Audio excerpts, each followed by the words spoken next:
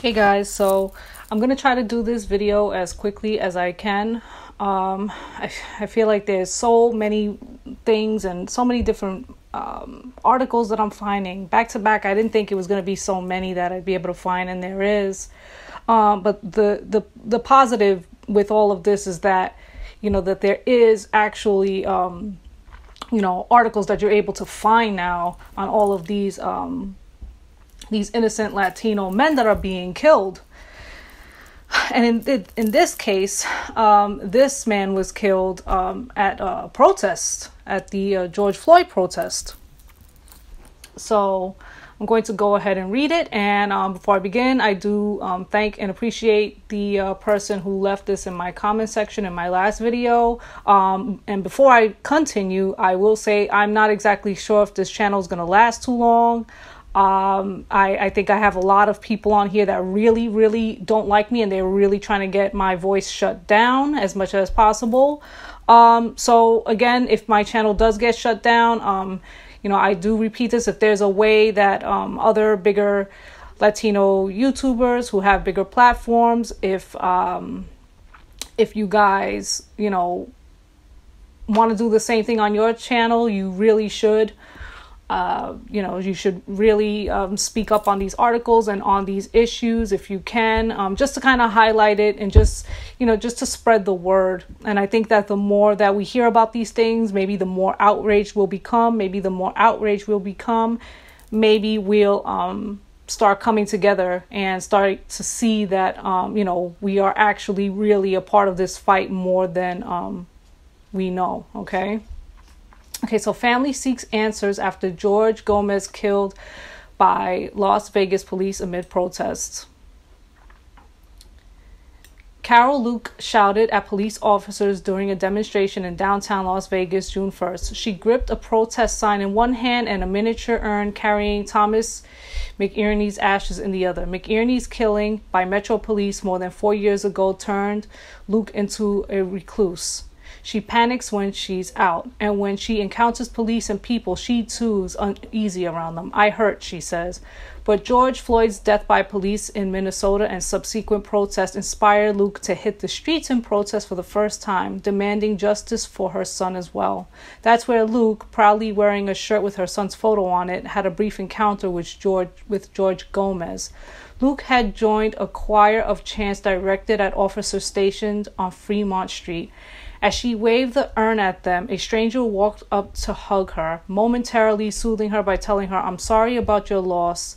Tell your son's story." She remembers Gomez saying, which were among his last words. A Sun photographer captured a photo of them embracing.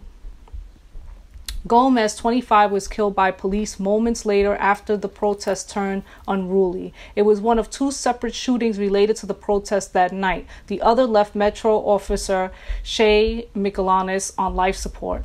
Wow. The four Metro officers who opened fire on Gomez saw him as a threat to their lives. A suspect, they say, pointed a gun at them, according to police. His family saw him as a tender man who was passionate about his beliefs and who would walk up to grieving woman to alleviate her pain, said Edgar Flores, their attorney.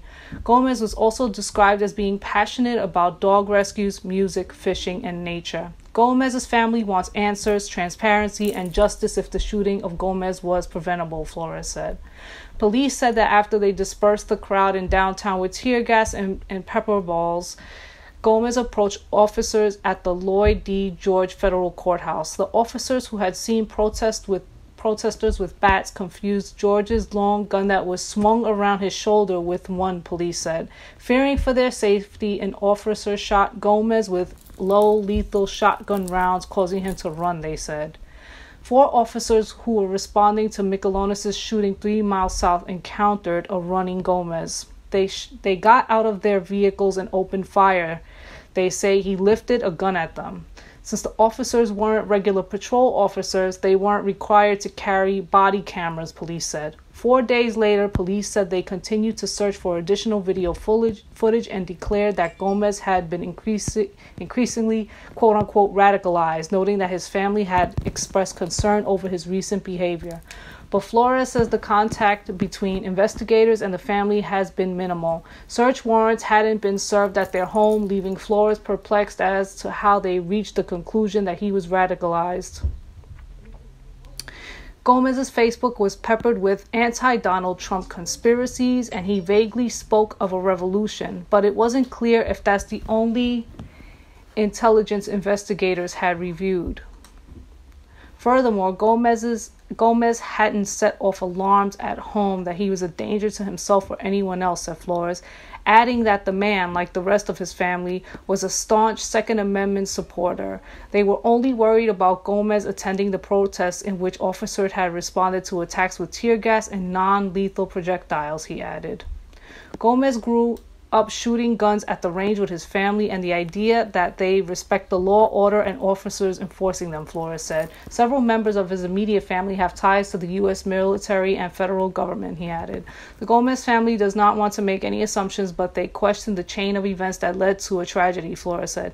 We simply want to know the truth. Flores noted that while police said Gomez had approached them at the courthouse, a grainy video from across the street only shows Gomez on the public sidewalk before an officer is seen rushing him. It also shows Gomez running after he was shot by 5 beanbags. Police had ordered the area dispersed, but Flores still wonders why police didn't employ de-escalation techniques instead. Citing the video, he said, even if that fear in the moment seems somewhat reactive and rational, then obviously training should have allowed for de-escalation. If there's a human being just walking, he has every right to be on a public sidewalk. There wasn't a need to engage somebody who was just walking. The live rounds that brought Gomez down erupted seconds later after he took off running off screen on Las Vegas Boulevard and Bridger Avenue. The community deserves to know, and the family deserves to know, and everybody to know what has happened in those couple of seconds after, Flores said. It doesn't follow the narrative that he was trying to do harm, because even when they started shooting beanbags at him, his immediate reaction was not to try to engage them back, Flores said. His immediate reaction was to run. Flores wonders if the officers, knowing that an officer had been shot moments earlier, might have been on edge. We understand how incredibly terrifying and emotional it must have been for people who risk their lives every day to learn that one of their own was shot, Flores said. And upon making contact and seeing somebody exercising their Second Amendment rights, we think that they were terrified and or very concerned. Flores also questions how an organized police department, which was tactical and methodical in dispersing protest crowds over that weekend, had failed to have officers with body cameras spread throughout the demonstration areas. On Sunday evening, punishing gusts swung flower petals of an impromptu memorial built by the Gomez family on a tree at Lorenzi Park, where another police brutality demonstration was taking place. The yellow poster board displayed a picture of Gomez in a serious pose. His family, who have declined to be interviewed, listened to speeches while attendees attached flowers to the tree.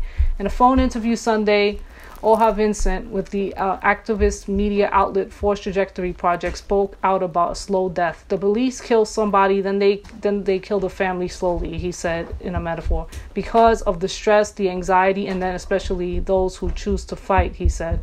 Flores said the Gomez family is focused on grieving and getting through account of what happened, that they're praying for an officer, Miquelones, and the 4 officers who shot their loved one. Vincent said his organization speaks to families and witnesses of police shootings because most of the stories available are only those following an official narrative from authorities which only showcase officers as heroes.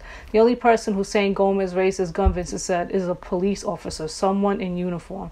Families that decide to share their stories do it so public feels sorry.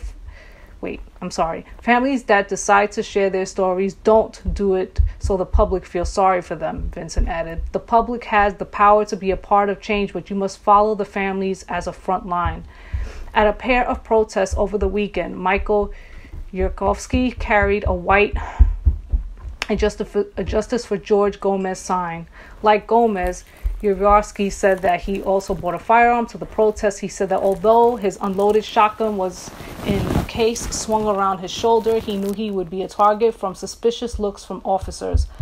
Though he didn't interact with Gomez, he said he saw him throughout the night exercising his First and Second Amendment rights peacefully. He's concerned that since the shooting wasn't caught on video, that Gomez is being vilified online and that his death wasn't being talked about enough. Gomez was not a threat. He wasn't there to incite violence, Yaroslavsky said. It will not stop. I will not be silenced, and his voice will not be silenced, as his death will not be unheard. Luke, the woman who Gomez hugged the night of his death, is tormented at the thought that her son may have had fueled Gomez with anger that led to his death. Although she says she wants justice from police and them to be held accountable, she doesn't want her son's death to be a catalyst to more tragedy. It's not right for anyone to be shot and killed, she said amid tears at a peaceful protest Friday. The Gomez family has set up a website for George Gomez, seeking to obtain witness statements, video footage, and donation to cover his funeral costs. So another story. And it's like there's a lot of these things that seem to be happening now at the protest too. So, it just seems like there's tons of stories now, or just maybe tons. I might be saying tons might sound a little bit excessive, but there's a lot of, stories now of these things occurring at the protests. So, I'm going to do everything that I can, to post things as much as I can. Like I said, I don't know how much longer I have of this channel. Sorry, you hear my cat in the background.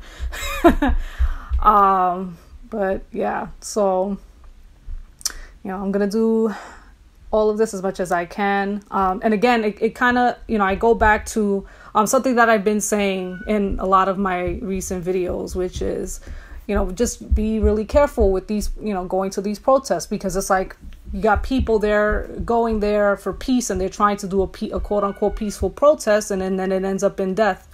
So, these protests, while the objective is for the protesters to be peaceful, that doesn't necessarily mean that the officers are going to react peacefully towards you. So, with that being said, I'm going to go for now. Another tragic story. I mean, these things, I'm going to do as much as I can. But other than that, it's just this stuff really, it starts to really take like its toll. Like it gets really depressing, like reporting these things.